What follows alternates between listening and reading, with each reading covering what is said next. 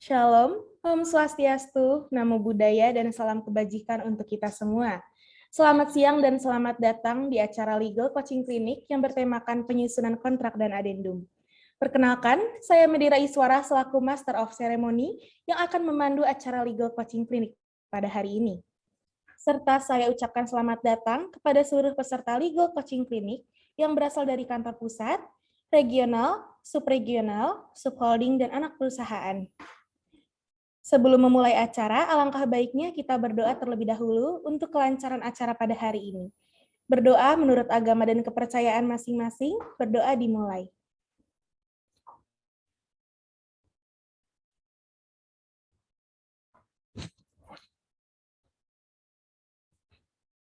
Berdoa selesai. Sebelum menginjak acara selanjutnya, saya ingin memberitahukan bagi para peserta diharapkan mengikuti acara hingga selesai, karena di akhir akan ada game yang seru banget. Lalu akan ada hadiah untuk 2 penanya terbaik dan 3 pemenang pada game di akhir sesi ini.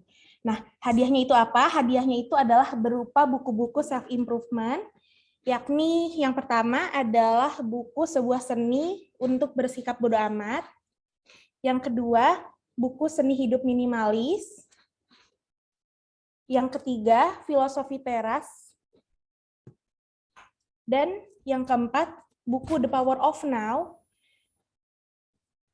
Yang terakhir, buku Think and Grow Rich. Dan buku-buku ini merupakan buku-buku yang dapat membimbing kita, pribadi kita untuk menjadi lebih baik lagi. Dan juga sudah pastinya buku-buku ini bestseller di pasaran. Dan tak lupa saya ingin mengingatkan kembali bahwa peserta yang mengikuti acara hingga akhir akan mendapatkan sertifikat pada acara LCC hari ini. Maka jangan lupa mengisi link presensi yang akan disediakan panitia di kolom chat ya. Oke, selanjutnya saya akan memperkenalkan moderator kita pada hari ini, yaitu ada Mas Eko Septian Tirtawibawa, atau biasa dipanggil Mas Eko. Oke, langsung saja kita sapa dulu moderator kita. Selamat siang Mas Eko. Siang, Mbak. Oke, udah siap Mas jadi moderator hari ini? Insya Allah siap. Baik, untuk selanjutnya akan saya serahkan kepada Mas Eko selaku moderator yang akan memandu pemaparan materi oleh narasumber kita. Kepada Mas Eko, waktu dan tempat dipersilahkan. Baik, terima kasih Mbak MC, luar biasa sekali. Assalamualaikum warahmatullahi wabarakatuh. Selamat siang. Waalaikumsalam. Selamat siang Bapak Ibu insan pelabuhan semua yang saya banggakan. Salam sejahtera bagi kita semua. Saya ucapkan terima kasih pada Bapak Ibu sekalian yang sudah berkenan hadir dalam acara Legal Coaching Clinic hari ini dengan tema penyusunan kontrak dan adendum. Saya juga menyampaikan permohonan maaf dari Bapak Agus Hermawan selaku Guru Head Hukum karena beliau saat ini belum dapat hadir di tengah-tengah kita semua dikarenakan ada tugas yang tidak dapat ditinggalkan. Dan kemudian sekali lagi izinkan saya perkenalkan diri, nama saya Eko Septian Tirta atau biasa dipanggil Ekos. Dan hari ini saya diamanahkan untuk menjadi moderator di acara Legal Coaching Clinic. Kemudian izinkan saya menyapa pembicara kita yang luar biasa hari ini, yaitu Bapak Eko Budi Asmoro, atau yang akrab dipanggil Pak EB. Siap. Apa kabar Pak EB? Selamat siang. Siap, Pak Moderator, sangat jelas merdu, mirip-mirip Roma Irama. Sehat selalu Pak EB. Alhamdulillah, insya Allah, amin. Ya. Kemudian hari ini kita akan mengikuti acara Legal Coaching Clinic dan kemudian saya harap Bapak Ibu sekalian nanti dapat berperan aktif, selalu mengaktifkan kamera dan menonaktifkan mikrofonnya, serta saya sampaikan juga nanti setelah sesi pemaparan dari Pak EB, dari pembicara kita, akan ada sesi tanya jawab kurang lebih sekitar 30 menit Bapak Ibu, di mana nanti Bapak Ibu yang ada pertanyaan atau ingin diskusi dipersilahkan di sesi tanya jawab itu melalui fitur raise hand di kolom chat. Nah, tanpa berlama-lama lagi Bapak Ibu sekalian, mari kita sambut pembicara kita yang luar biasa, Pak EB. Waktu dan tempat saya persilakan Bapak, monggo. Baik, terima kasih Mbak Ira, Mas Ekos. Yang pertama saya mau memastikan dulu bahwa tadi hadiah bukan sponsor ya, bukan endorse juga ya. Jadi ini emang pure diadakan oleh kita dari kita. Pak Oscar, terima kasih telah menyiapkan ini. Kalau sebuah acara besar, Pak Oscar lah yang paling oke nih, karena acara ini terselenggara beliau motornya. Terima kasih Pak Oscar. Terus kemudian ada teman-teman hukum dan non hukum ya, Pak Moderator, yang saya hormati, yang saya sayangi, yang saya cintai. Waduh. Assalamualaikum warahmatullahi wabarakatuh. Waalaikumsalam. Iya, berharap semua dalam keadaan tersenyum dan sehat selalu di siang hari ini dan untuk waktu-waktu seterusnya. Mas Eko, saya punya waktu berapa lama? 30 menit, Bapak, kurang lebih 30 menit.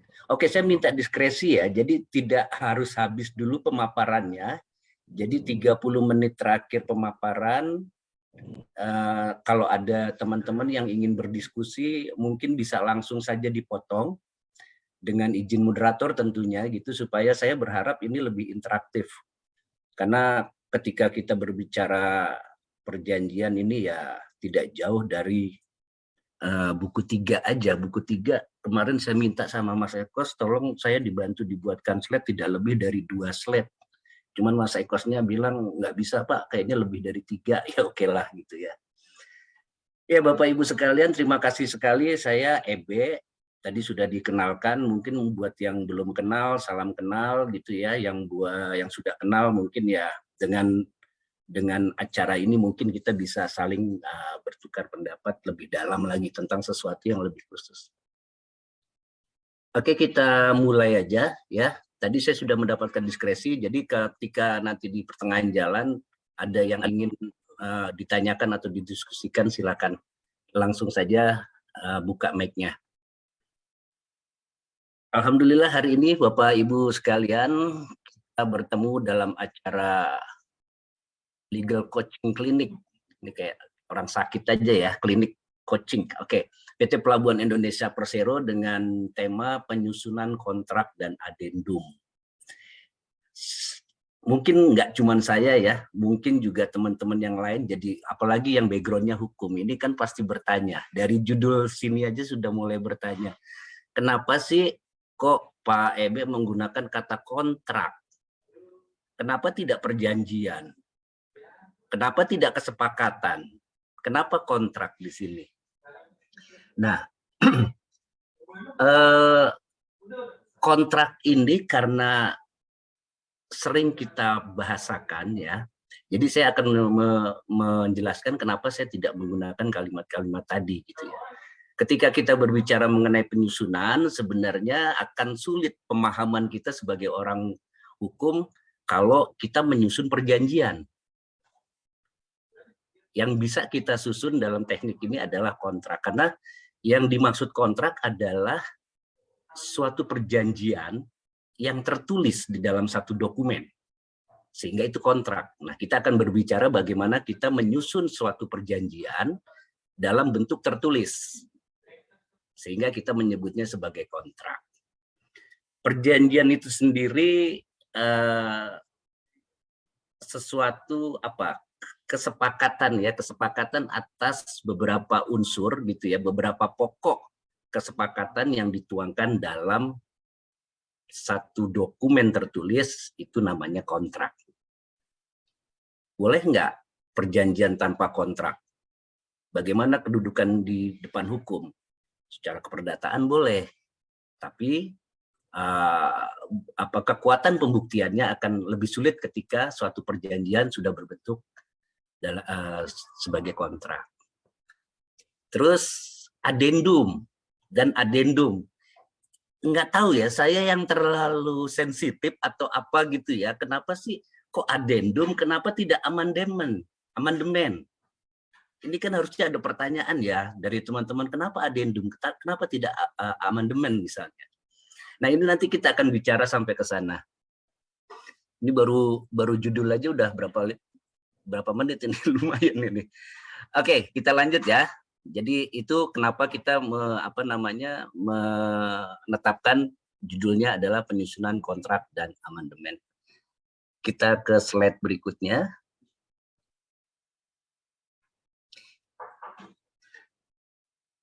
Ya, ini kontrak. Kontrak adalah suatu perjanjian antara dua orang atau lebih yang menciptakan kewajiban untuk berbuat atau tidak berbuat sesuatu hal yang khusus.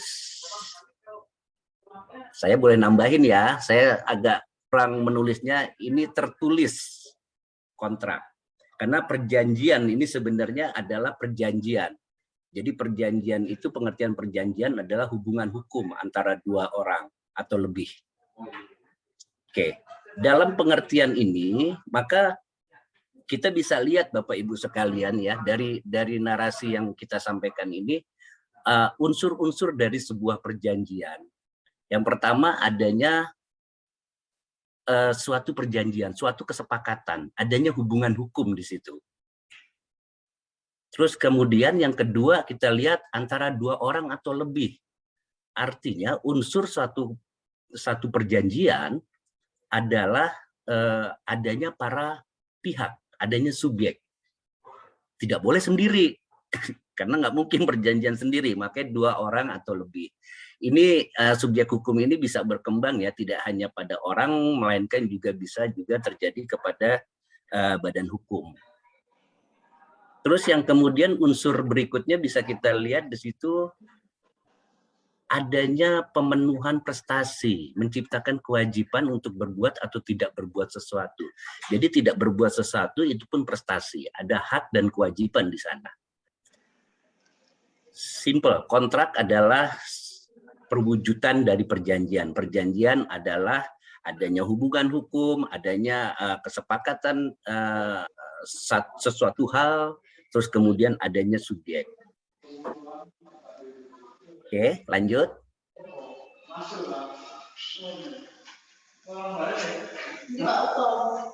Nanti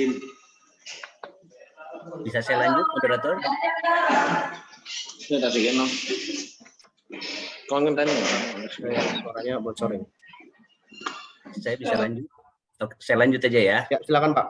Oke. Kemudian pengertian dari adendum.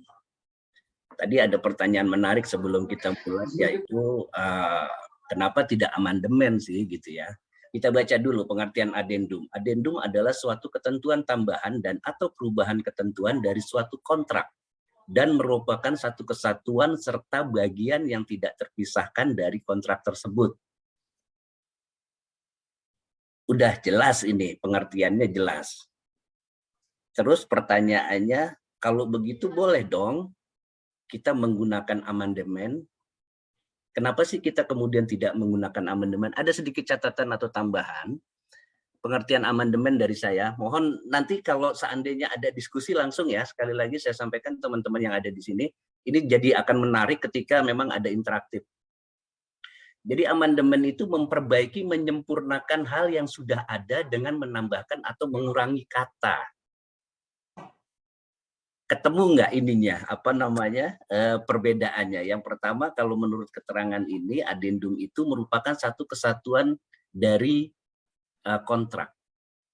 Bisa kita artikan bukan hanya secara hukum, tetapi secara fisik itu merupakan satu kesatuan dokumen dengan kontrak induk. Makanya adendum. Tapi amandemen biasanya dia merupakan satu dokumen yang terpisah, walaupun memang itu menjadi satu kesatuan secara hukum. Itu perbedaannya. Oke, untuk adendum dan amandemen saya akan coba memberikan contoh ya, sebagai gambaran aja untuk menjelaskan apa sih perbedaan intinya antara adendum dengan amandemen. Contoh adendum tercatat di saya misalnya dalam perjanjian belum ada pengaturan jangka waktu pembayaran. Gitu ya, misalnya kan kalau kita di kontrak-kontrak yang sering kita alami itu pembayaran dilakukan 14 hari sejak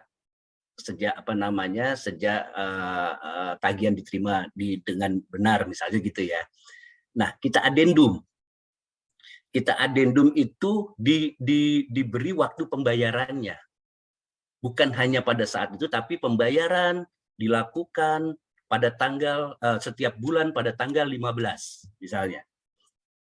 Itu adendum. Jadi membuat satu ketentuan yang sebelumnya tidak diatur dalam perjanjian induk. Pengurangan atau penambahan. Sementara amandemen, contohnya misalnya di dalam satu kontrak induk ada pernyataan atau klausul yang pembayaran paling lambat 14 hari setelah penagihan, kayak tadi ya misalnya gitu ya. Terus di adendum menjadi pembayaran dilakukan oleh pihak pertama 14 hari setelah penagihan melalui rekening dengan cara misalnya transfer buku gitu ya, transfer buku, transfer rekening atau pemindahan buku. Nah, di situ disebut sebagai amandemen. Artinya apa? Artinya adalah menambahkan atau mengurangi supaya tujuan dari kesepakatan di dalam perjanjian induk itu lebih jelas dan lebih mudah untuk dilaksanakan oleh para pihak. Itu amandemen. Oke ya, sudah sedikit bisa membedakan antara amandemen dan adendum. Atau ada yang mau komentar langsung ya? Saya sih berharapnya yang pertama dua hal yang saya harapkan. Yang pertama adalah membuka kamera, yang kedua terus interaktif dan sensitivitas pertanyaan itu bisa muncul gitu ya. Kalau tadi saya berbicara mengenai perbedaan-perbedaan antara adendum dan amandemen. Saya juga mau menyimpulkan sedikit tadi kelewatan antara perjanjian dengan kesepakatan. Kalau perjanjian itu apa, kesepakatan itu apa? Ini kan kayaknya kita kalau secara kasat mata aja sama-sama suatu perjanjian, sama-sama ada dua pihak, sama-sama ada sesuatu yang diinginkan gitu ya. Perjanjian dan kesepakatan. Saya memisahkan keduanya menjadi sesuatu hal yang berbeda. Kalau perjanjian itu lebih pada sesuatu kesepakatan yang menimbulkan akibat hukum.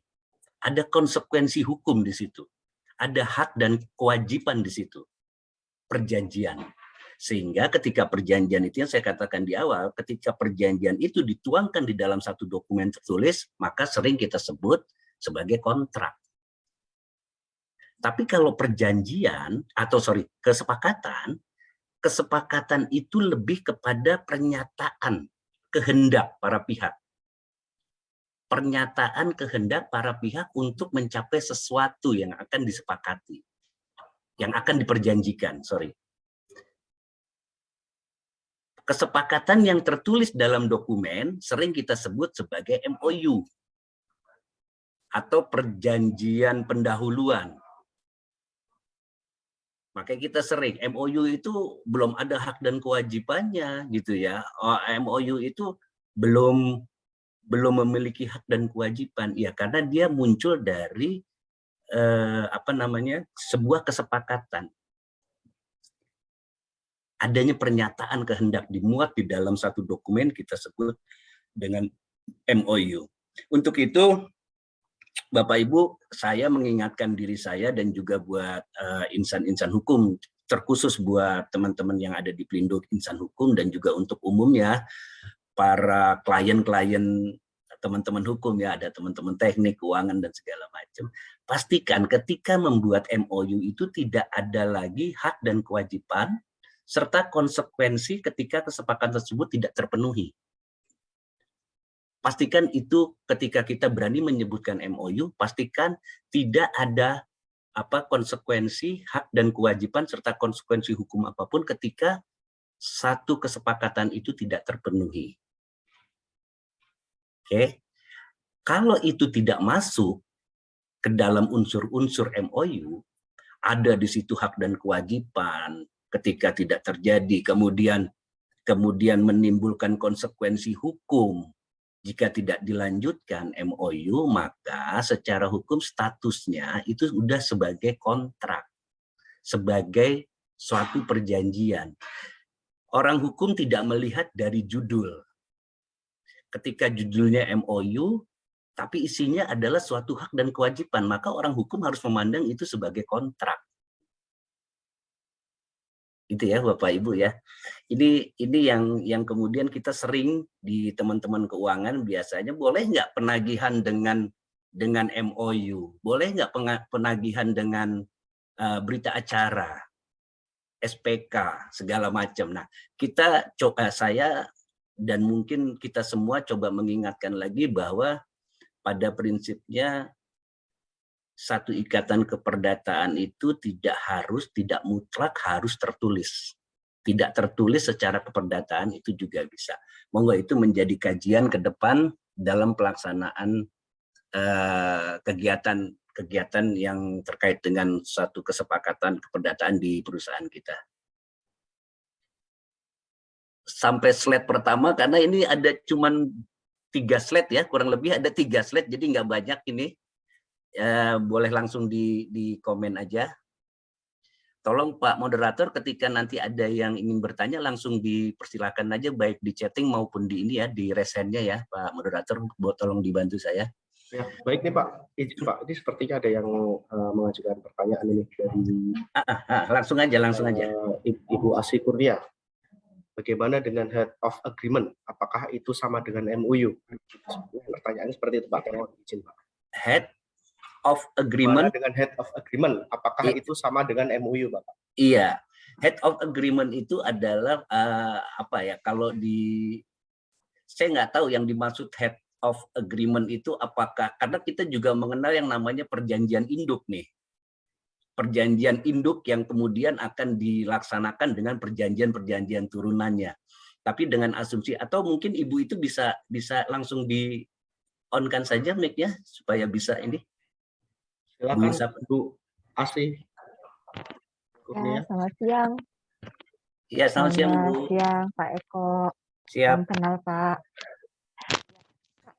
Ini head of agreement ini dulu Selindo 1 pernah melakukan perjanjian head of agreement HOA itu dengan Port of Rotterdam dulu Pak. Nah, jadi dulu itu kita sempat bingung apa sih perbedaannya HOA dengan MOU.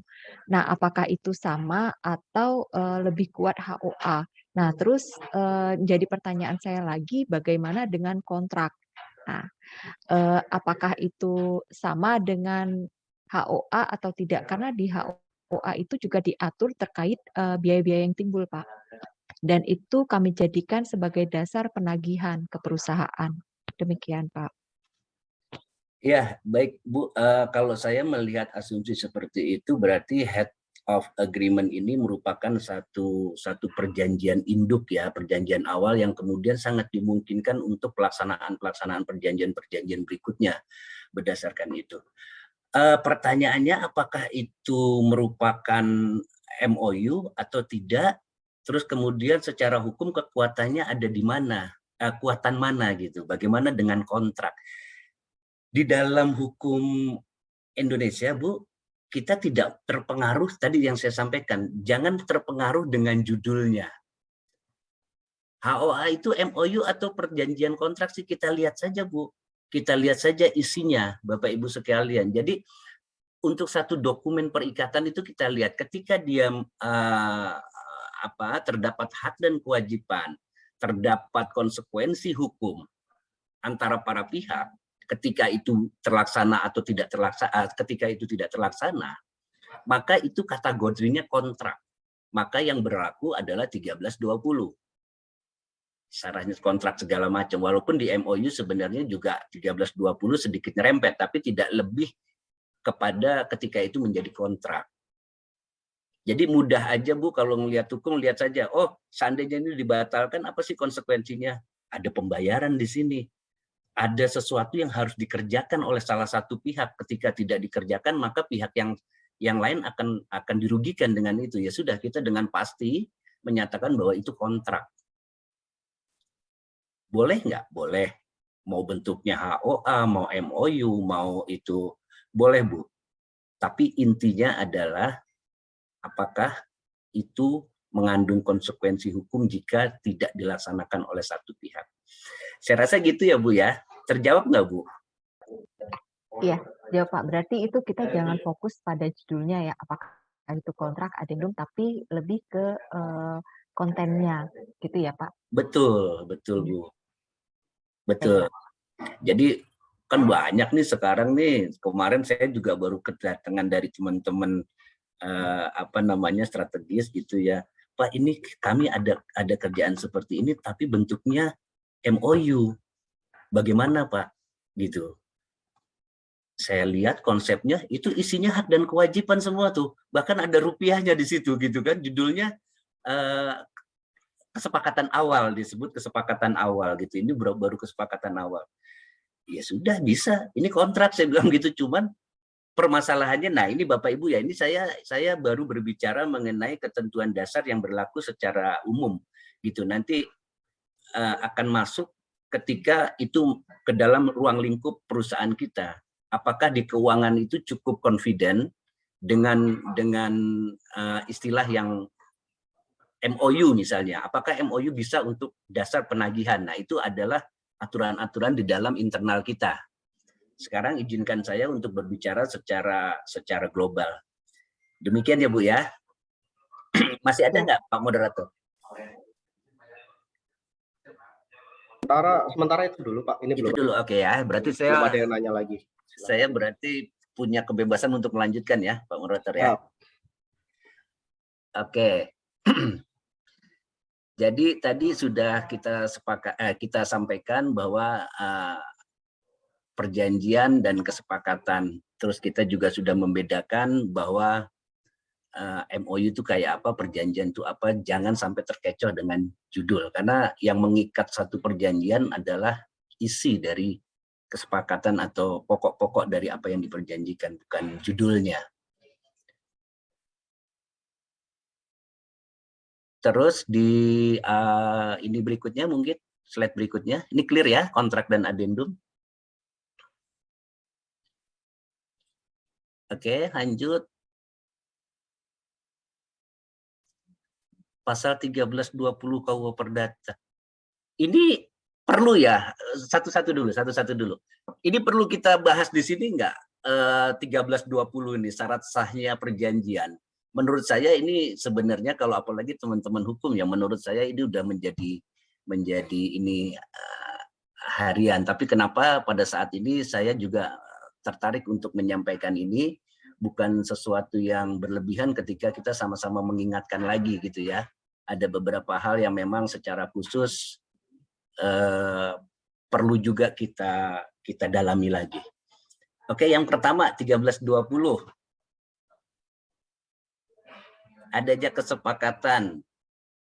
Apa sih maksudnya adanya kesepakatan? Bisa nggak dimunculkan? Next. Oke, pihak yang cakap. Adanya kesepakatan. Satu perjanjian itu tidak mungkin bisa dijalankan ketika tidak lahir dari kehendak para pihak. Gitu ya. Tidak lahir dari kehendak para pihak tanpa adanya unsur paksaan, kekilafan, atau penipuan. Jadi, kalau kita berbicara syarat sahnya suatu perjanjian, yang utama adalah kesepakatan. Ketika kesepakatan dicapai, sesungguhnya secara hukum maka telah terjadi hubungan hukum di antara para pihak. Ketika ada kesepakatan, sebelum kita melihat syarat-syarat lainnya, ketika adanya kesepakatan, maka secara hukum hubungan keperdataan telah muncul di antara para pihak. Jadi kenapa itu ditaruh yang paling pertama? Karena sumbernya satu perjanjian adalah kesepakatan. Kesepakatan yang bagaimana? Ya kesepakatan yang tidak ada unsur kekhilafan, tidak ada unsur paksaan dari para pihak, terus adanya penipuan. Oke, terus yang kedua, pihak yang cakap. Pihak yang cakap itu yang bagaimana sih? Ini kan kadang-kadang kita juga bingung ya. Kalau kita ngomong 1320, artinya pihak yang cakap itu pihak yang diatur oleh KUH Perdata. Apakah kita mau sepakat dengan itu? Nah, ini kan menjadi menarik. Di Indonesia ini sangat menarik ketika seseorang dikatakan cakap dibatasi oleh usia. Karena di dalam KUH Perdata itu hanya membatasi kecakapan seseorang itu, salah satunya adalah usia. Ada 3 kecakapan. Yang pertama adalah bahwa itu dewasa, kemudian tidak dalam pengampuan gitu ya. Syarat-syarat itu dianggap cakap. Prinsipnya di hukum di Kitab Undang-Undang Hukum Perdata semua orang itu dikatakan cakap dalam melaksanakan ikatan perikatan hukum. Pada prinsipnya semua dianggap cakap kecuali yang diatur lain oleh undang-undang, yang dikecualikan oleh undang-undang itu sendiri. Apa saja yang dilarang oleh undang-undang itu tadi yang saya sebutkan, bahwa yang pertama dia belum dewasa dalam pengampuan, terus kemudian tolong saya dikoreksi, seorang istri yang memiliki suami, yang masih ada suami. Jadi kalau misalnya Bapak Ibu punya suami istri masih ada gitu ya, masih mau beli rumah, ya pasti yang perjanjiannya suaminya ditanya gitu. Tapi yang satu itu adalah tidak tercantum di dalam hanya berlaku di beberapa kasus ya. Oke, ini menjadi menarik ketika misalnya di pasal 330 KUH Perdata. Itu dikatakan bahwa seseorang yang belum dewasa itu belum mencapai 21 tahun dan atau belum menikah. Artinya, di dalam KUH Perdata, orang yang belum usia 21 dan belum menikah itu dianggap belum cakap di dalam hukum perdata. Ini kan menjadi menarik ya, loh bagaimana sekarang anak-anak umur 17 tahun sudah bikin perjanjian loh, udah bikin ini gitu loh. Kita lihat misalnya, Undang-Undang Pemilu, Undang-Undang Jabatan Notaris, Undang-Undang Perkawinan, Undang-Undang Perlindungan Anak, Undang-Undang HAM, itu menyatakan dewasa adalah 17 tahun. Jadi kalau Bapak Ibu belum 17 tahun, belum boleh berhubungan dengan tugas-tugas notaris, bikin akte jual beli tanah, itu belum boleh menurut Undang-Undang Notaris, karena 17 yang dianggap dewasa. Terus kemudian lucu lagi di ketentuan kita, kalau kita mau lihat itu ada satu keputusan Dirjen Agraria membedakan dewasa itu menjadi tiga pokok, tiga kategori. Dia bilang ada yang disebut dengan dewasa politik. Dewasa politik itu 17 tahun. Karena anak 17 tahun udah bisa bikin KTP. Bisa melakukan pemilu. Gitu ya, 17 tahun. Tapi dia juga mengatur tentang disebut dewasa seksual. di peraturan Dirjen Agraria itu dewasa seksual itu berapa tahun? 16 tahun. Jadi kalau ada kasus trafficking segala macam itu batasannya 16 tahun dikatakan trafficking gitu ya. Terus kemudian cewek 16 tahun, kalau prianya 19 tahun. Terus kalau dewasa batasan hukum itu ya tergantung dengan kepentingannya. Nah itu di di surat keputusan Dirjen Agraria. Oke, dengan adanya hal-hal seperti itu, ini kan kita jadi bingung ya. Di dalam aturan-aturan itu lantas pertanyaan besarnya, kapan seseorang boleh melakukan, atau kasarannya gini, kapan seseorang boleh membuat satu perjanjian, perikatan perjanjian? 17 tahunkah? 18 tahunkah? 19 tahunkah? Atau 21 tahunkah? Kita berbicara masalah cakap. Maka pada tahun 2012 dan 2015, tolong dikoreksi saya, Mahkamah Agung itu mengeluarkan surat edaran yang pada pokoknya menyatakan bahwa cakap hukum adalah orang yang berusia 18 tahun atau telah menikah. Saya nggak tahu dalam pelaksanaannya apakah KUH Perdata ini bisa dikesampingkan dengan putusan surat edaran Mahkamah Agung. Tahun 2012 Mahkamah Agung mengeluarkan, terus kemudian di tahun 2012 dan 2015. Jadi 2 kali mengeluarkan bahwa menyatakan dewasa hukum adalah 18 tahun. Ya, sementara kita sepakat saja bahwa kedewasaan seseorang di dalam perjanjian tergantung konteks perjanjiannya. Ya, karena semuanya sudah ada aturan seperti yang tadi saya sebutkan tadi. Ada dewasa politik, ada dewasa seksual, ada undang-undang pemilu menyatakan lain, undang-undang tenaga kerjaan menyatakan lain dewasa. Jadi ketika konteksnya apa, kita menggunakan aturan itu. 2, syarat sahnya syarat sahnya perjanjian ini yang di dalam 1320 adanya kesepakatan dan pihak yang cakap, itu sering dikenal atau masyarakat umum menyebutnya sebagai syarat subjektif. Gitu ya. Syarat subjektif, nanti mungkin di slide berikutnya ada ya, syarat subjektif dan syarat berikutnya disebut syarat objektif. Bagaimana syarat subjektif dan syarat objektif nanti di berikutnya mungkin akan kita sampaikan lagi. Kita buka syarat yang ketiga, mungkin adanya kesepakatan pihak yang cakap, sebab yang halal. Kenapa halal konotasinya seperti ini? Ini menjadi menarik ya. Ini tidak ada tendensi apa-apa, sekali lagi termasuk juga tadi hadiah buku-buku ya, itu tidak endorse. Sebab yang halal. Nah, ini juga sangat menarik Bapak Ibu. Ada beberapa hal yang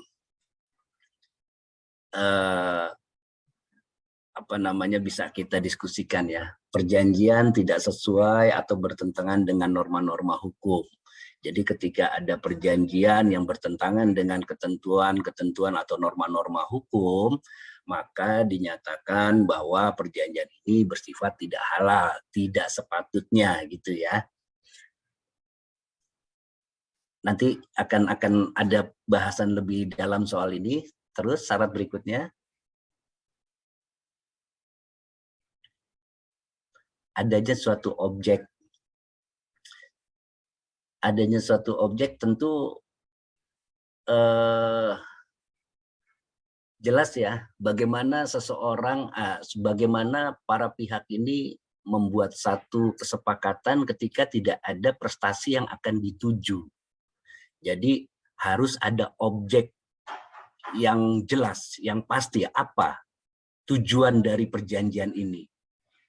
Sebenarnya adanya suatu objek ini adalah satu kesimpulan yang mau menyatakan bahwa suatu ikatan keperdataan itu berakhir ketika prestasi para pihak telah terpenuhi, objeknya sudah tercapai. Maka keperdataan itu selesai.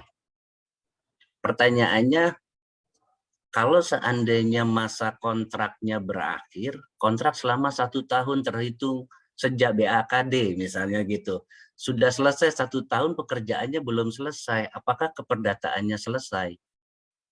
Tidak, karena tujuan dari dibentuknya kesepakatan itu adalah pencapaian suatu prestasi.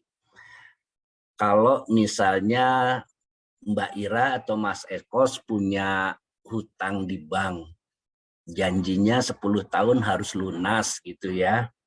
Setelah 10 tahun tidak lunas, apakah kemudian keperdataannya habis kemudian hutangnya lunas? Kan enggak, tetap dikejar. Karena apa? Prestasinya belum terpenuhi. Kaitan ini saya sampaikan kenapa banyak teman-teman bertanya, Pak Ebe, kalau seandainya satu perjanjian itu sudah berakhir, bisa nggak diadendum? Perjanjian sudah berakhir di adendum. Apanya yang diadendum? Perjanjiannya sudah berakhir gitu kan. Jadi pertanyaan itu ya. Nah, pendekatan ini yang bisa kita analisa sendiri, bisa kita cermati sendiri bahwa sebenarnya keperdataan itu berakhir ketika satu prestasi dipenuhi atau disepakati oleh para pihak untuk diakhiri. keperdataan. Bisa nggak di adendum? Monggo dijawab sendiri ya. Satu perjanjian yang sudah berakhir apakah bisa di adendum? Oke, adanya satu objek, apa aja sih sebenarnya objek-objek dalam perjanjian itu? Tadi di atas juga sudah disebutkan ya sebagai pengertian. Pertama, objeknya adalah bisa saja di dalam perjanjian bersepakat untuk memberikan sesuatu, benda berwujud, misalnya ya jual beli rumah, terus jual beli mobil gitu. Nah, itu objek perjanjian. Kemudian bisa saja para pihak bersepakat untuk tidak memberi sesuatu, tapi berbuat sesuatu. Itu juga objek perjanjian. Apa contohnya? Misalnya konsultan, kemudian dokter gitu ya, hal-hal yang sifatnya berbuat sesuatu, ada hak dan prestasi di sana. Objek perjanjian yang lain tidak berbuat sesuatu. Tidak berbuat sesuatu pun adalah sesuatu objek. Contohnya apa tidak berbuat sesuatu? Saya sama Mas Ekos bersepakat untuk sama-sama tidak membangun tanah warisan misalnya, atau satu lahan. Saya sama Mas Ekos sama-sama berjanji atau bersepakat untuk tidak menjual tanah. Artinya itu satu objek bersepakat untuk tidak berbuat sesuatu. Oke, 4 syarat ini mungkin ada yang mau lebih didiskusikan untuk bisa dibahas lebih dalam. Belum ada ya, Pak Moderator? Atau ada, Pak. Ada yang langsung mau ini? Silakan ya. Bapak Ibu silakan kalau ada yang ingin didiskusikan. Jadi saya, Pak Moderator, sekali lagi saya tidak saya minta diskresi untuk 30 menitnya ya, Pak Moderator ya. Mudah-mudahan sebelum 30 menit kita udah bisa selesai. Baik. Tapi sepertinya belum ada ini Pak, jadi silakan untuk dilanjut kembali Pak. Iya, oke. Kita lanjut di slide berikutnya, pasal 1320 nanti dibaca lagi aja dan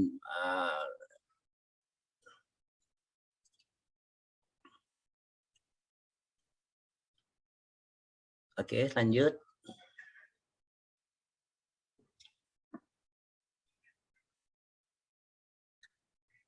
Oke, kalau yang tadi saya sebut ya, ada 4.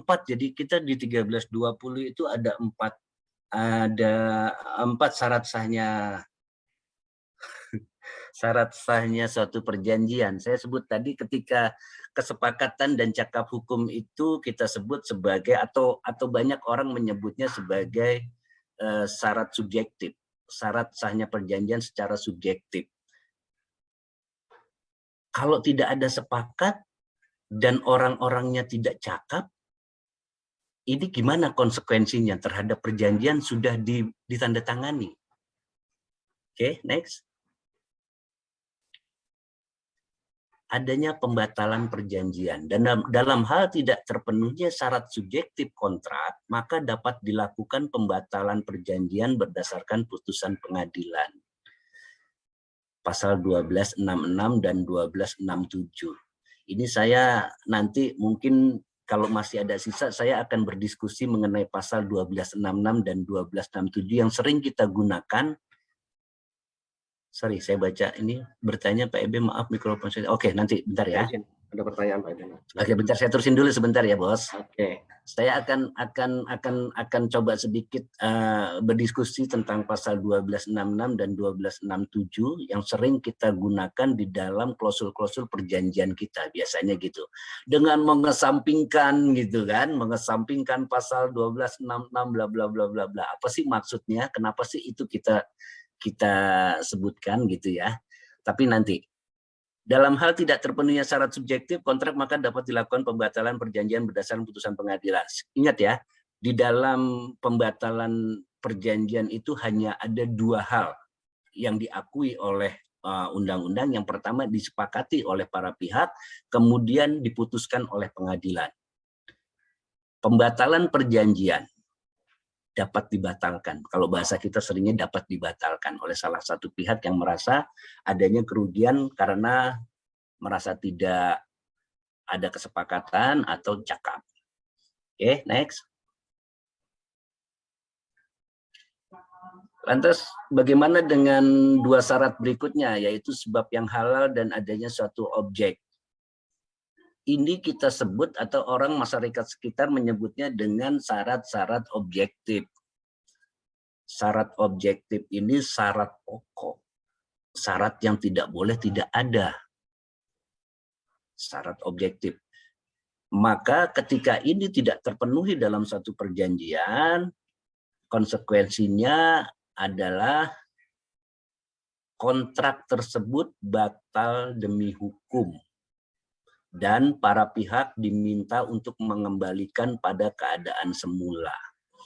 Bapak Ibu mohon maaf izin ya, saya minum dulu sebentar, mohon izin.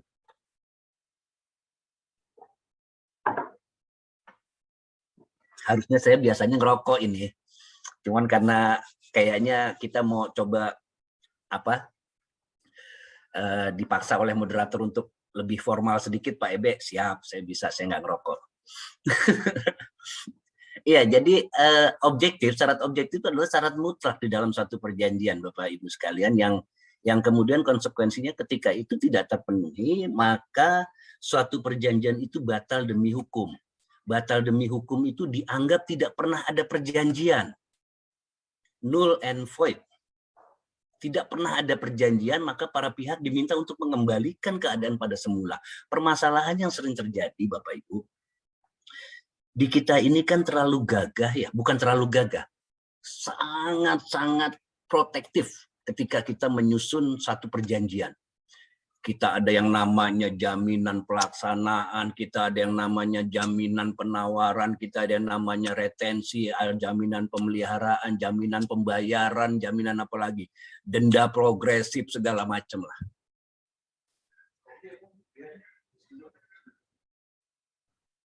Itu akan hilang dan akan tidak bisa kita lakukan eksekusinya ketika perjanjiannya itu tidak memenuhi syarat objektif. Karena para pihak harus mengembalikan pada situasi sebelumnya. Jadi seakan-akan tidak pernah ada perjanjian. Sementara ketika keterlambatan progresif ini kita sudah menghitung nih, denda maksimal sampai dengan 5%. Tapi pada saat di ujung, istilahnya di ujungnya kemudian itu ditemukan bahwa itu tidak terpenuhinya syarat objektif, maka hilang semua dan kita tidak bisa memaksa untuk melakukan hak dan kewajiban di dalam perjanjian. Ini konsekuensinya batal demi hukum, Bapak Ibu. Jadi saya dan kita semua berharap ya bahwa sebab yang halal, adanya satu objek itu betul-betul menjadi konsen, terutama teman-teman hukum dalam pada saat menyusun satu kesepakatan atau perjanjian. Oke, next.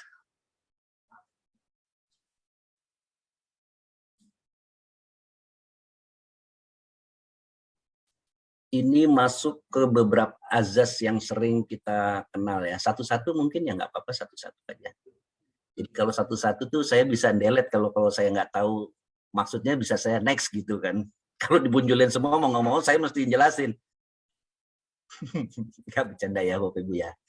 Oke, azas-azas dalam kontrak dan adendum. Ini kenapa kontrak dan adendum pada prinsipnya baik kontrak maupun adendum termasuk juga MOU itu juga sedikitnya menundukkan dirinya kepada 1320.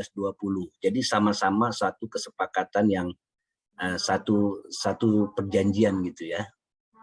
Cuman tingkatnya agak berbeda. Jadi asas-asas ini juga berlaku baik kepada kontrak maupun kepada adendumnya. Yang pertama, kebebasan berkontrak adalah asas yang memberi kebebasan pada para pihak untuk membuat atau tidak membuat kontrak, mengadakan kontrak dengan siapapun. Ini kontrak diartikan perjanjian ya, karena kita tadi sudah membahas antara kontrak dan perjanjian. Mengadakan perjanjian dengan siapapun, menentukan isi dan syarat-syarat dalam kontrak, serta menentukan bentuk kontrak apakah tertulis atau lisan. Nah, ini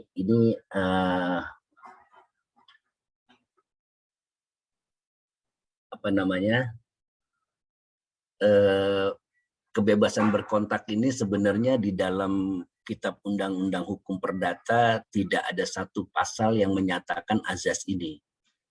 Azas pasal berapa yang membicarakan kebebasan berkontrak, nggak tahu, mungkin saya yang kurang baca, sampai dengan detik ini saya tidak menemukan ada pasal secara spesifik mengatur tentang kebebasan berkontrak.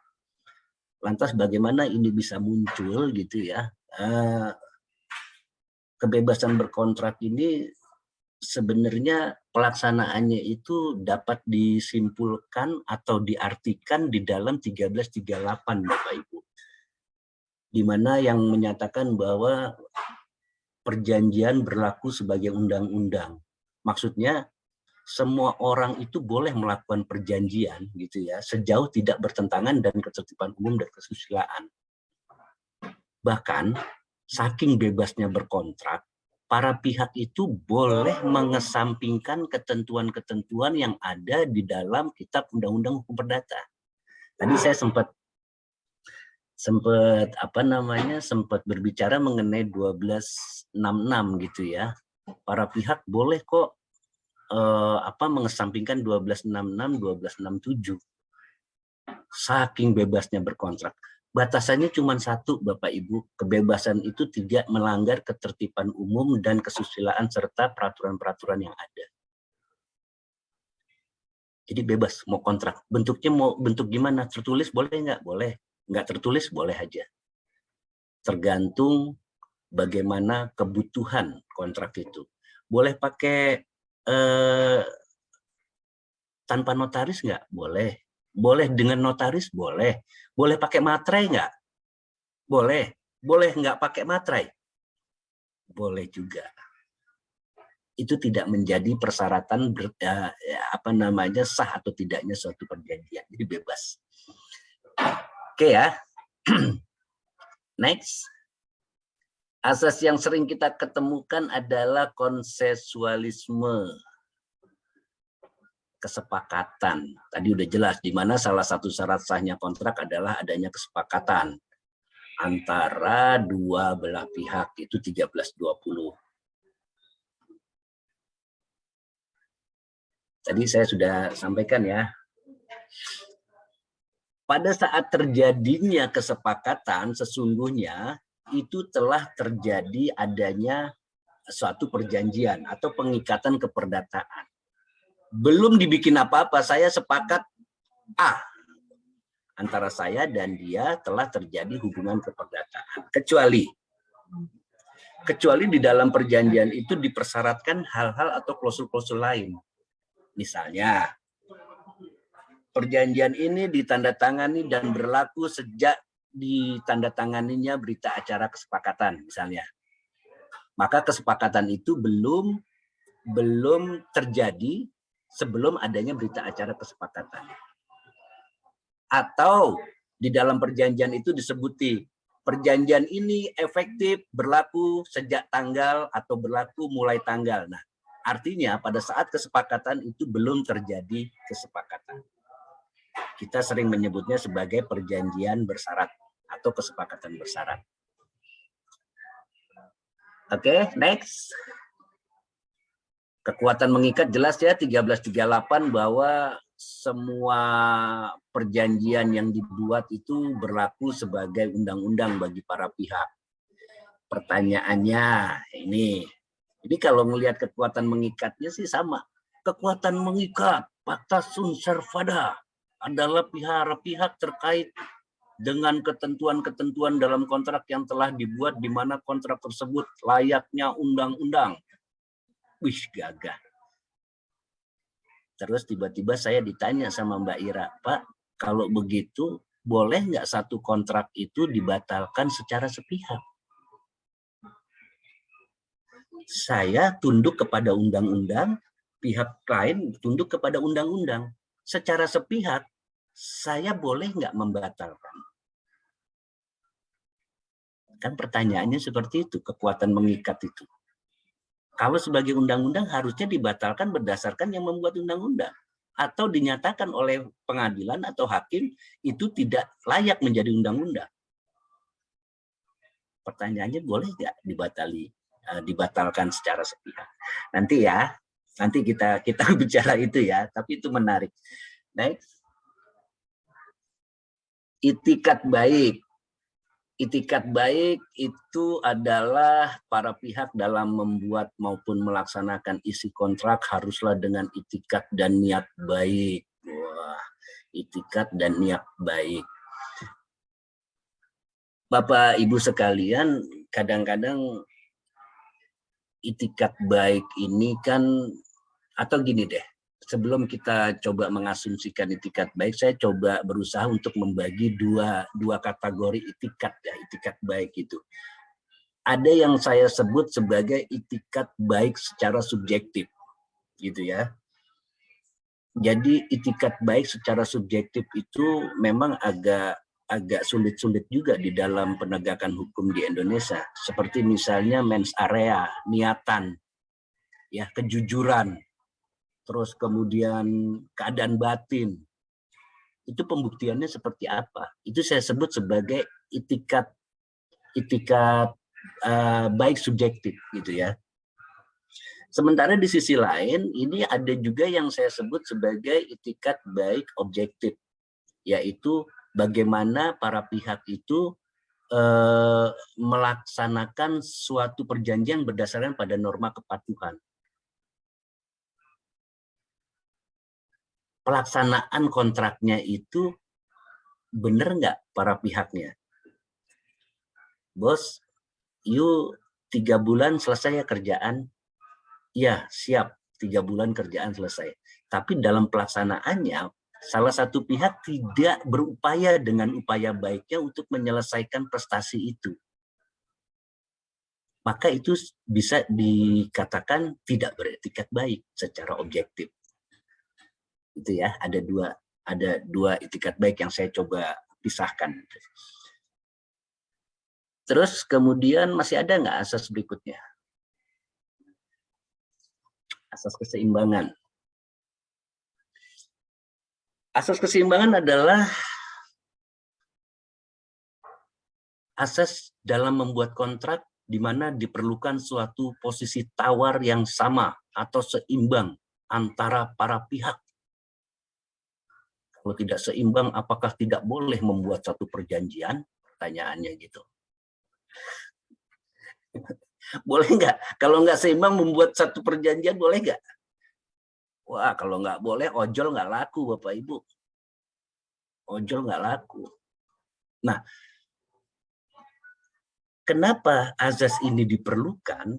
Agar terjadi negosiasi yang fair, gitu ya, kesetaraan hak, terjaminnya distribusi pemenuhan prestasi oleh para pihak.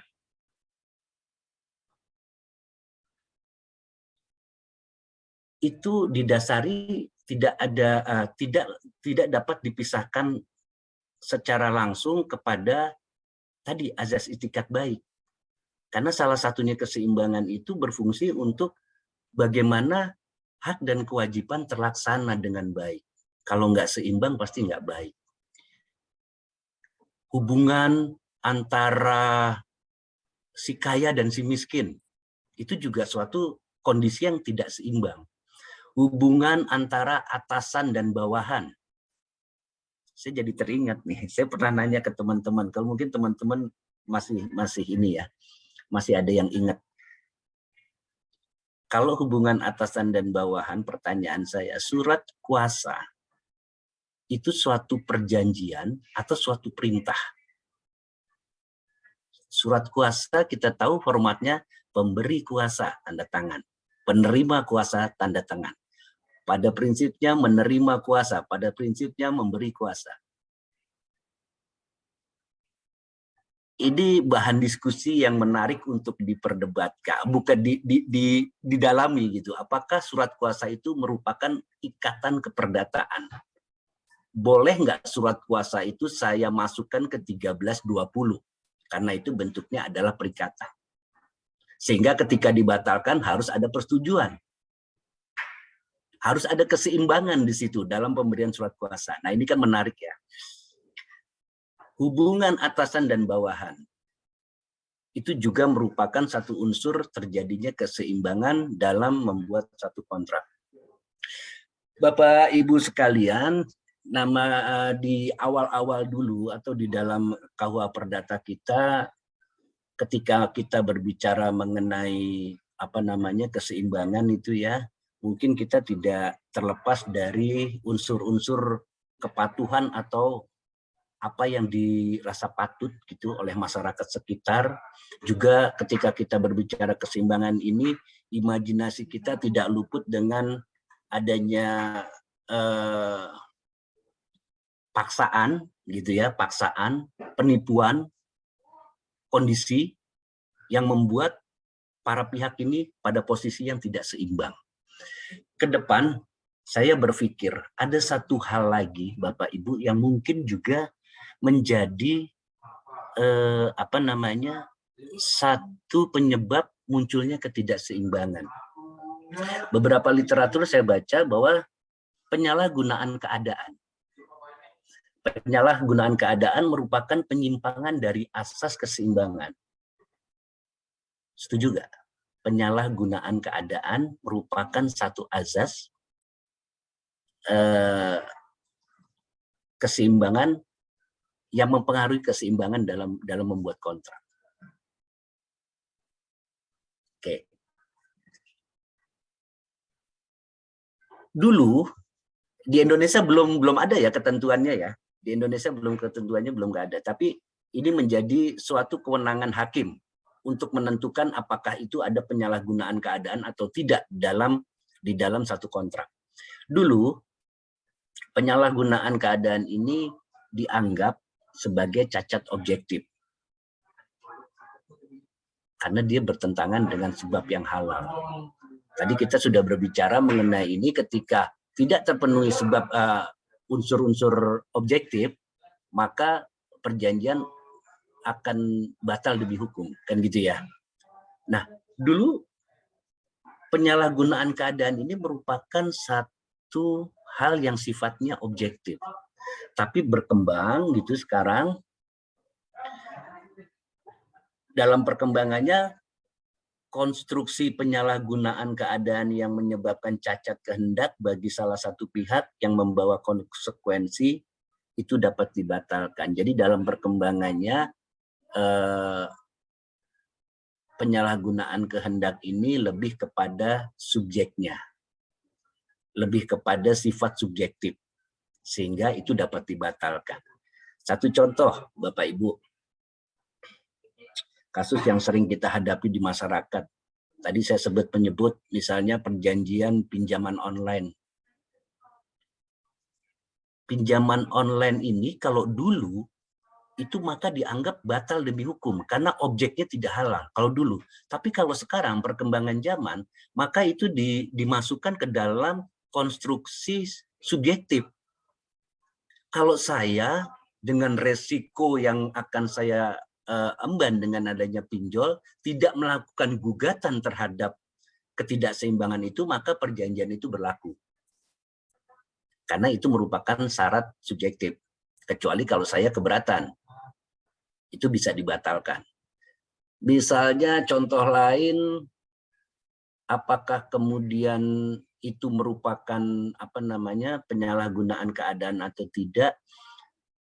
Seseorang yang membutuhkan pertolongan ke dokter misalnya, mau nggak mau dia harus masuk nih. Oh Bu, kalau mau masuk di sini syaratnya Bapak mesti ini dulu kasih uang jaminan. Nah kalau dulu dianggap itu batal demi hukum, tidak ada perjanjian. Tapi kalau sekarang subjektif, kalau misalnya salah satu objeknya tidak melakukan gugatan, maka itu berlangsung, nggak jadi masalah. Jadi bisa dikategorikan sebagai sesuatu yang halal, bukan kondisi ketidakseimbangan. Gitu ya, tadi saya sempat menyebutkan bahwa keadaan ekonomi yang menekan, kesulitan keuangan itu biasanya menjadi unsur-unsur terjadinya ketidakseimbangan itu. Terus kan sifatnya jadi subjektif ya, karena kalau objektif itu sudah pasti itu batal demi hukum. Tapi kalau subjektif itu pasti harus butuh pembuktian gitu. Nah ini kan agak sulit ya, karena di dalam hukum Indonesia belum ada tuh bagaimana yang tidak seimbang sih, bagaimana yang dinyatakan penyalahgunaan keadaan sih gitu. Itu belum ada pakemnya, sehingga pure menjadi kewenangan dari hakim. Pembuktian ketidakseimbangan atas penyalahgunaan keadaan belum ada ketentuannya. Hakim harus memutuskan berdasarkan keahlian yang bersifat kasuistis. Ketidakseimbangan pada satu konteks perjanjian ini tentu akan berbeda dengan satu konteks perjanjian yang lain, gitu ya. Harus dilihat posisi ekonomi, tekanan keadaan, itu pun belum cukup untuk membuktikan adanya penyalahgunaan keadaan. Kita lihat lagi dalam-dalam. Maka pada konteks ini, kewenangan hakimlah yang akan menentukan apakah satu perjanjian itu telah melanggar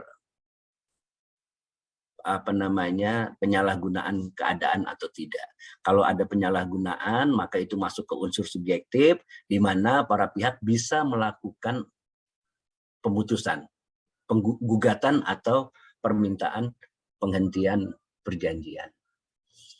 Keseimbangan. Saya sudah berapa menit ya? Oh, moderator ya?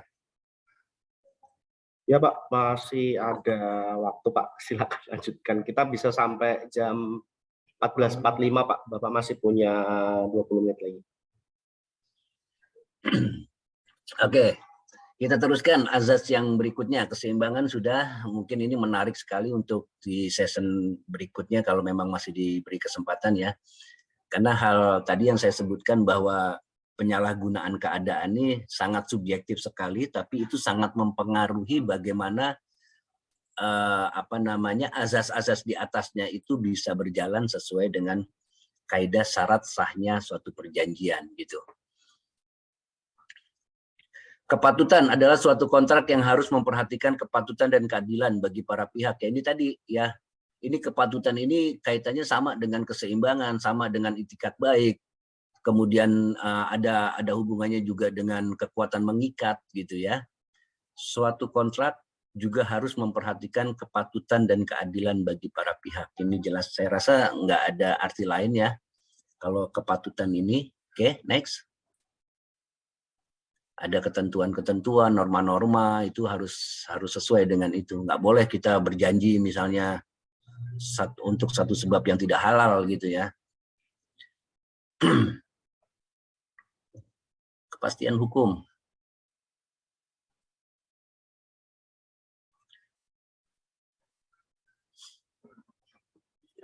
Ini yang saya mau cerita ya Bapak Ibu, tadi saya janji di depan bahwa tentang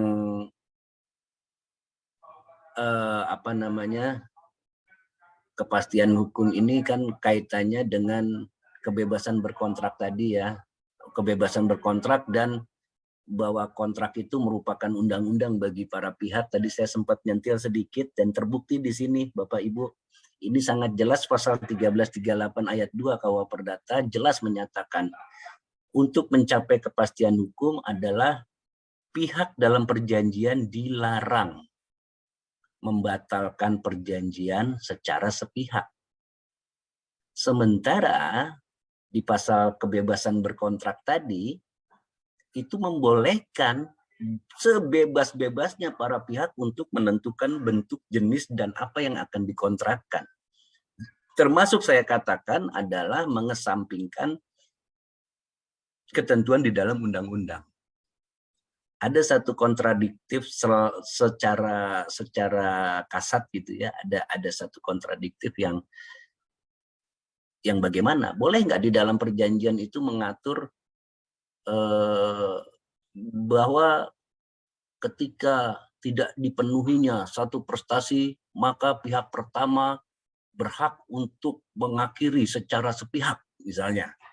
Boleh nggak itu disebutkan di dalam perjanjian? Kalau kita menganut kepada azas kebebasan berkontrak, boleh. Tapi ketika kita melihat dari azas kepastian hukum, apakah boleh? Apakah pasal 1338 ini mengharuskan kita untuk memenuhi dua unsur untuk mengakhiri satu perjanjian? Yang pertama adalah kesepakatan para pihak, kemudian yang kedua adalah putusan pengadilan. Nah, ini kan menjadi sesuatu yang menarik. Jangan-jangan selama ini kita membuat satu draft kontrak itu ternyata nggak bisa dieksekusi karena apa? Karena ada larangan untuk memutuskan secara sepihak. Kita masih ingat ya, kalau kita lihat dalam waktu 3 bulan setelah berakhirnya perjanjian, pihak kedua harus mengembalikan dengan keadaan kosong. Kalau nggak kosong, saya ngosongin pakai biaya situ, gitu kan. Nggak dikosong-kosongin, kita nggak berani masuk. Begitu masuk, kita kena masuk perkarangan orang. Jangan-jangan ini. Oke. Mengesampingkan pasal 1266 contohnya, dan 1267 dimaksudkan kan kita sepakat bahwa boleh ya dengan kebebasan berkontrak untuk mengesampingkan beberapa pasal di dalam KUH Perdata. Yang itu biasanya kita laksanakan di dalam kontrak-kontrak kita. Maksudnya, contoh mengesampingkan pasal 1266 dan 1267 dimaksudkan untuk pembatalan perjanjian itu tidak perlu melalui proses pengadilan. Saya minta tolong Pak Moderator atau Mbak Ira dibacakan 1266 karena saya agak lupa nih. Jadi bedanya dokter sama lawyer gitu ya. Kalau dokter itu nggak boleh ngelihat catatan, pasiennya pasti ragu. Tapi kalau lawyer nggak ngelihat catatan, pasiennya justru ragu. Oke Pak, sebentar. Dibacakan aja, mungkin saya agak lupa 1266.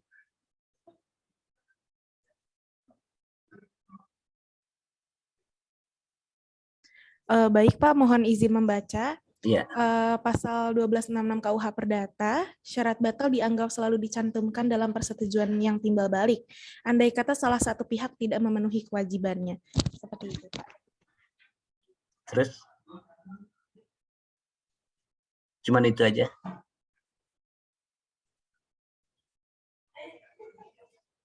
Coba dibaca lengkap 1266. Atau dari peserta yang ada bisa bantu saya? Mohon maaf Pak, izin melengkapi juga. Dalam hal demikian, persetujuan tidak batal demi hukum, tetapi pembatalan harus dimintakan kepada pengadilan. Oke, jelas ya.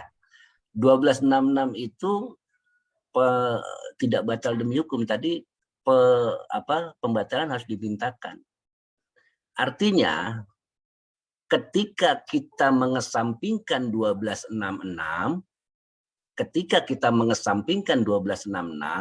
maka yang dikesampingkan adalah proses permintaan kepada pengadilan. Ini saya coba narik garis dulu ya.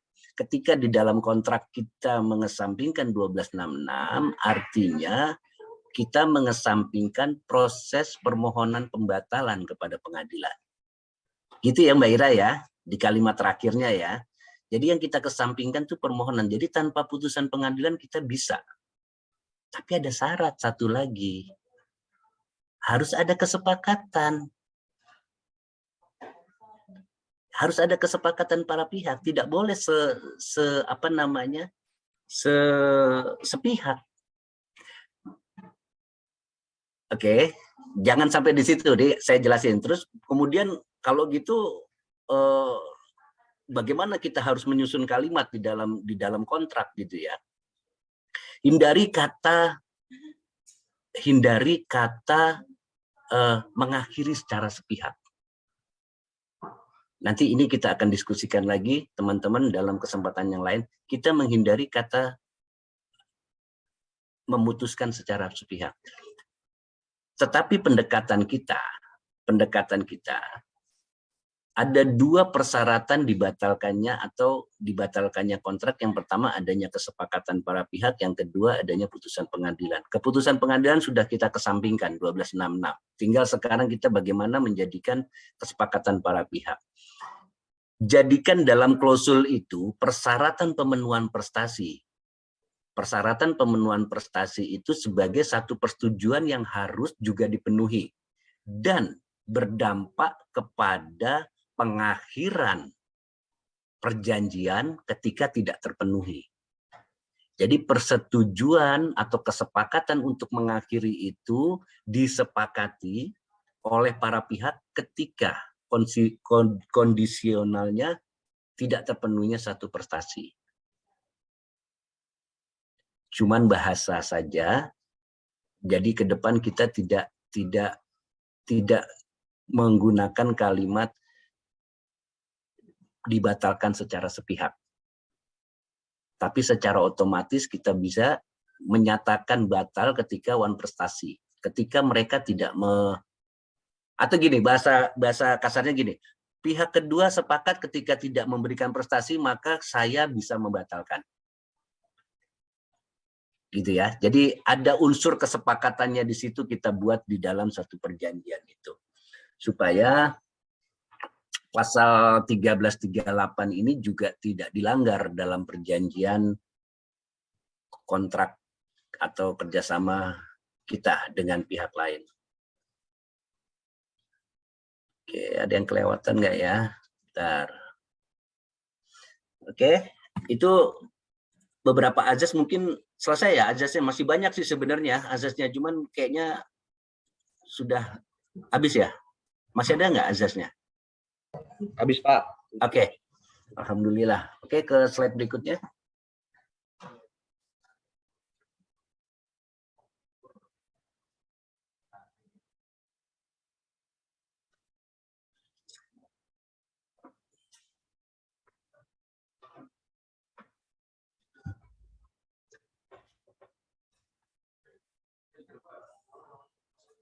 Bapak Ibu sekalian, tadi kita sudah membicarakan tentang kerangka bagaimana satu perjanjian dan beberapa azas yang berlaku.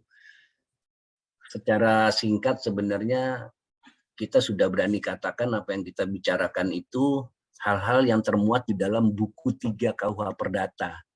Jadi ketika kita berbicara buku 3 di dalam KUH Perdata, ya isinya yang kita bicarakan tadi. Kurang lebihnya seperti itu. Ada beberapa pendalaman mungkin di sesi lain ya. Dan sekarang ini ada beberapa ketentuan terkait dengan tidak hanya kontrak sih sebenarnya, tapi ini juga bagaimana berpidato, menyampaikan hal-hal yang resmi, kenegaraan, segala macam. Undang-Undang Republik Indonesia Nomor 24 Tahun 2009 tentang bendera, bahasa, dan lambang negara serta lagu kebangsaan. Ya, di pasal 31 itu jelas tuh, bahasa Indonesia wajib digunakan dalam nota kesepahaman atau perjanjian yang melibatkan lembaga negara, instansi pemerintah Republik Indonesia, lembaga swasta Indonesia, atau perseroan warga negara Indonesia. Nota kesepahaman atau perjanjian sebagaimana dimaksud ayat 1 yang melibatkan pihak asing ditulis juga dalam bahasa nasional pihak asing tersebut dan atau bahasa Inggris. Jadi ini ketentuan tata naskah di dalam membuat kontrak yang berlaku secara nasional. Wajib pakai bahasa Indonesia, wajib juga menggunakan hukum Indonesia, wajib juga menjadikan bahasa Indonesia ketika terjadi perselisihan penafsiran ketika itu perjanjian bilangual gitu ya. Jadi ini ketentuan-ketentuan pokok. Terus kemudian ada Peraturan Presiden Republik Indonesia Nomor 63 2019 tentang penggunaan bahasa Indonesia, kurang lebihnya mirip-mirip lah. Saya kenapa ya tidak terlalu ingin sekali untuk memaparkan secara detail apa yang menjadi ketentuan regulasi gitu ya. Ketika itu tidak perlu diartikan lain gitu. Kalau ini sih udah jelas.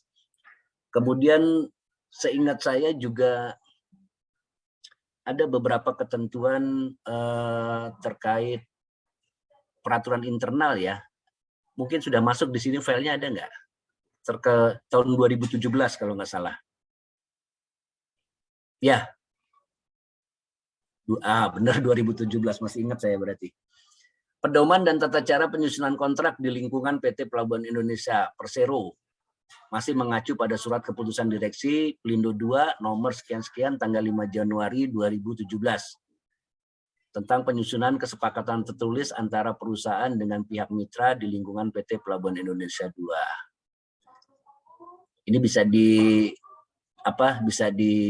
template-nya bisa diunduh di toko-toko terdekat di office ya. Jadi prinsipnya kita sudah secara internal juga mengatur tentang tata naskah, bagaimana penyusunan format, menimbang, terus kemudian judul, nomor gitu ya, termasuk segala hal-hal yang kaitannya dengan tata naskah di dalam membuat satu perjanjian. Jadi kita sudah punya template. Tapi Bapak Ibu sekalian, yang perlu saya sampaikan bahwa template yang kita punya ini tidak melulu harus atau wajib digunakan ketika kita mencari mitra. Kalau dalam posisi kita mencari mitra, maka ketentuan-ketentuan mereka yang harus kita adopt. Karena kita yang mencari mitra. Kayak misalnya beberapa kontrak kita dengan teman-teman di TNI misalnya gitu ya, mereka punya draft sendiri. Kita kontrak dengan teman-teman di pemerintahan misalnya, mereka punya draft sendiri gitu. Terus kemudian ada di beberapa bank gitu ya, misalnya mereka punya draft sendiri. Berlaku nggak PEB menyalahi ketentuan? Tidak PEB, tidak. Tidak menyalahi aturan kecuali tidak melanggar apa yang kita bicarakan di atas tadi. Syarat sahnya, kemudian azas-azas itu kita perhatikan, itu berlaku sebagai satu perjanjian dan memiliki kekuatan mengikat. Gitu ya. Jadi tidak saklek. Bentuknya apa-apa kan ada kebebasan berkontrak. Gitu Bapak Ibu. Saya dari tadi udah minum terus nih, mohon maaf ya, mohon maaf. Jadi menurut saya itu yang bisa saya sampaikan Bapak Ibu sekalian. Terima kasih. Kalau ada sesuatu yang sekiranya dianggap salah, itu bukan karena kesengajaan saya, tapi memang karena keterbatasan dan kekhilafan saya mungkin. Untuk itu saya minta maaf. Moga-moga apa yang saya sampaikan bisa menjadi manfaat buat kita semua gitu ya, dan mendekatkan kita semua pada titik kesehatan sempurna, juga kepada titik kebenaran, mendekatkan pada titik kebenaran. Amin. Cukup demikian akhir kata. Sebelum saya persilahkan untuk bertanya, saya pulangi dulu. Mas Ekos, ya, silakan sebagai moderator. Terima kasih. Siap, terima kasih Pak Ebe, luar biasa Pak. Kita berikan tepuk tangan dulu nih buat Pak Ebe, luar biasa sekali materinya. Mungkin slide-nya nggak banyak ya Pak Ebe, tapi yang disampaikan itu berlimpah sekali Pak Ebe, luar biasa Pak. Terima kasih Pak Ebe. Ya Pak, mungkin setelah ini kita masuk sesi tanya jawab, tapi karena tadi interaksinya langsung ya, mungkin sesi tanya jawabnya tidak jadi 30 menit, mungkin bisa kita 15-10 menit Pak Ebe. Dan izin juga tadi ada satu pertanyaan yang belum terjawab Pak ya, izin saya bacakan ya Pak. Itu ada pertanyaan dari Pak Firly, Subregional Jawa. Pertanyaannya adalah, ketika suatu objek itu masih belum ada, apakah dapat dijadikan sebagai syarat kesepakatan? Contoh, ketika dua belah pihak bersepakat untuk berbagi revenue sharing atas aset yang dikelolakan. Nah, demikian Pak Ebe pertanyaannya Pak. Mohon pencerahannya Pak Ebe. Silakan Pak. Objeknya belum ada. Maksudnya objeknya ini adalah asetnya belum ada. Padahal tadi kita lihat kan, objeknya itu ada sesuatu yang harus ditransfer. Ya, kalau kita ingat objek perjanjian itu ada sesuatu untuk melakukan, memberi, melakukan, dan tidak melakukan. Nah, dalam konteks yang barusan disampaikan Bos Firly, di situ ada satu prestasi atau tujuan dari kesepakatan. Itulah objek kesepakatan sebenarnya, Bos. Jadi, jangan terkontaminasi ketika kita berbicara objek adalah sesuatu benda yang berwujud. Dalam kesepakatan itu tadi kita mengenal ada 3 objek, sehingga ketika ada keinginan para pihak untuk mencapai satu prestasi, maka konteksnya itu adalah perjanjian dengan objek tertentu. Objeknya apa? Yaitu pencapaian prestasi itu. Revenue sharing misalnya, revenue sharing atas kegiatan itu. Berarti ada sesuatu yang harus dipenuhi. Pertanyaannya kan gini, saya paham. Ini kan kondisional. Perjanjian itu bisa berlaku ketika terjadi pada satu kondisi tertentu gitu kan. Kayak misalnya, besaran revenue sharing sekian persen apabila throughput mencapai sekian, apabila throughput mencapai sekian. Apakah itu bukan objek? Itu menurut saya objek.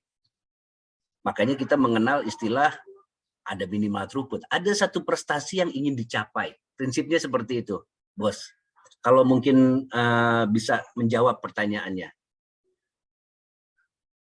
Objek itu adalah satu kehendak atau tujuan untuk tercapainya satu prestasi. Itu yang disebut objek dalam perjanjian, dalam konteks perjanjian. Demikian, Pak. Baik. Terima kasih, Pak. Luar biasa, Pak, penjelasannya. Mungkin ya, baik, terima kasih banyak Pak Ebe dari Pak Firly, Pak. Luar biasa. Mungkin satu pertanyaan lagi nih, Pak. Ada dari Pak Bangun Hartato ini, Pak. Mungkin bisa langsung aja Pak Bangun. Silakan Pak Bangun. Siap, terima kasih Pak Eko. Pak Eko ini teman atlet tenis saya ini dari kecil. Pak Bangun. Gini Pak Ebe, terkait yang tadi Pak Ebe sampaikan, asas kebebasan berkontrak, itu tadi boleh tidak memakai materai.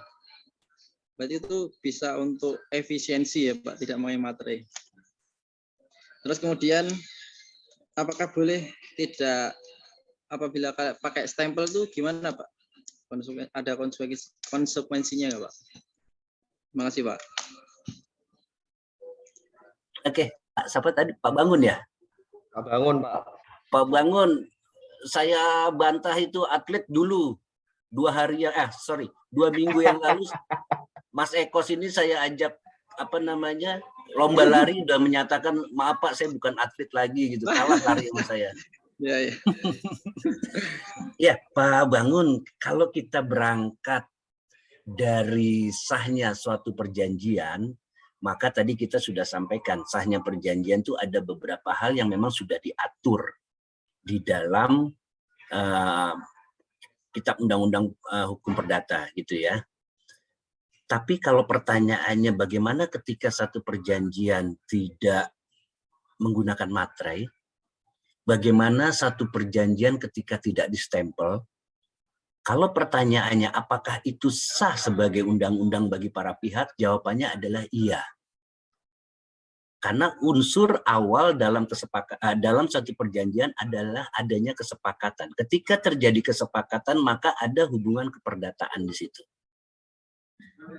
Kemudian perjanjian harus menjadi kontrak, kemudian kontrak harus dibubuhi oleh materai, kemudian harus ada stempel di para pihak. Itu sebagai upaya untuk meningkatkan pembuktian, Pak Bangun. Kekuatan pembuktian dokumen tersebut ketika terjadi satu sengketa di dalam pelaksanaan prestasi dalam perjanjian. Alat bukti, ada yang disebut dengan keterangan. Nah, kita bisa menyatakan, nanti jangan-jangan hakim menyatakan karena itu tidak ada hal sebagai itu, tidak jadi sebagai alat bukti sah gitu ya. Alat bukti sah, kekuatan pembuktiannya tidak setingkat dengan alat bukti sah. Nah, itu yang kita khawatirkan, Pak Bangun. Jadi kalau pertanyaannya apakah itu boleh, secara keperdataan saya nyatakan boleh. Gitu ya, Pak Bangun ya. Baik, Pak, terima kasih Pak. Bahkan di dalam beberapa kasus kan ya ini melekat ya, kayak kita beli rokok misalnya itu tidak ada perjanjian, apakah kemudian ini menjadi rokok haram gitu karena tidak ada perjanjiannya, kan nggak juga gitu ya. Apakah kemudian ketika saya kena racun saya nggak bisa ngeklaim warungnya? Bisa aja, cuman pembuktian ketika saya membeli di warung itu tuh sangat lemah. Cuman sebatas itu, tapi sah jual belinya. Gitu ya Pak Bangun ya. Oke, Baik, Pak, terima Pak kasih. IB. Siap. Ya Pak, wah luar biasa, seru sekali nih Pak, pertanyaannya dan jawabannya juga cukup lengkap ini Pak IB, tapi sayang sekali waktu kembali membatasi kita ini Pak IB. Dan sesi presentasi dan tanya jawabnya mohon izin saya cukupkan demikian karena waktu yang membatasi kita. Kembali saya ucapkan terima kasih kepada Bapak Ibu para peserta dan Pak EB selaku pembicara yang luar biasa. Kita berikan tepuk tangan untuk beliau. Dan izinkan saya menyampaikan sedikit kesimpulan Pak dari paparan yang Bapak sampaikan tadi. Bahwasanya pada dasarnya perjanjian itu apapun itu bentuknya ya, baik kontrak perjanjian ataupun berita acara atau berita kesepakatan, bahkan ADD pun itu harus memenuhi syarat sahnya perjanjian di 1320 Kitab Undang-Undang Perdata, Pak. Karena apabila tidak memenuhi persyaratan tersebut, terdapat konsekuensi, yaitu bisa saja dimintakan pembatalan ke peradilan atau bisa batal demi hukum. Dan tentunya dalam menyusun kontrak, selain memperhatikan 1320 tersebut, kita juga harus memperhatikan asas-asas dan aturan-aturan baik perundang-undangan maupun peraturan internal di perusahaan kita jika memang itu ada. Tujuannya untuk apa? Tujuannya adalah untuk agar kontrak itu bisa berjalan dengan lancar dan tidak dapat menimbulkan permasalahan di kemudian hari. Mungkin itu sih yang bisa saya simpulkan dari materi Bapak yang sangat lengkap dan luar biasa tadi Pak. Kemudian izinkan Pak saya mengakhiri sesi tanya jawab ini. Semoga ilmu yang Bapak share kepada kami dan diskusi yang sudah dilakukan dengan teman-teman semua ini bisa bermanfaat baik bagi di kehidupan kita sehari-hari ataupun bermanfaat bagi perusahaan. Dan akhir kata saya mohon maaf apabila ada kekurangan kata ataupun sikap. Semoga kita bisa bertemu di kesempatan yang lain. Saya selaku moderator pamit undur diri. Saya sebelum ditutup ada permohonan diskresi satu lagi, boleh Pak Moderator? Siap Bapak, silakan. Iya, ini sekaligus juga teman-teman yang ada di sini, kebetulan acara hari ini kan direkam ya. Direkam, saya minta izin sekaligus minta izin lah kalau dianggap ini satu hak intelektual gitu, untuk saya tayangkan di YouTube ya, karena beberapa wajah bapak-bapak muncul oleh Bapak Ibu di sini nih. Jadi secara keseluruhan, saya secara keseluruhan minta izin untuk saya upload di YouTube saya. Ya, luar biasa Bapak Ibu, ini juga ya. Pak EB ini beliau seorang konten kreator ya.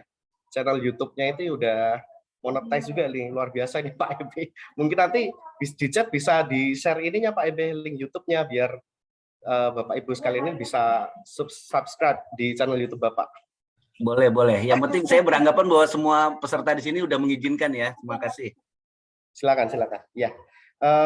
Oke, baik. Mungkin sekian dari saya dan dari Pak EB juga. Wassalamualaikum warahmatullahi wabarakatuh.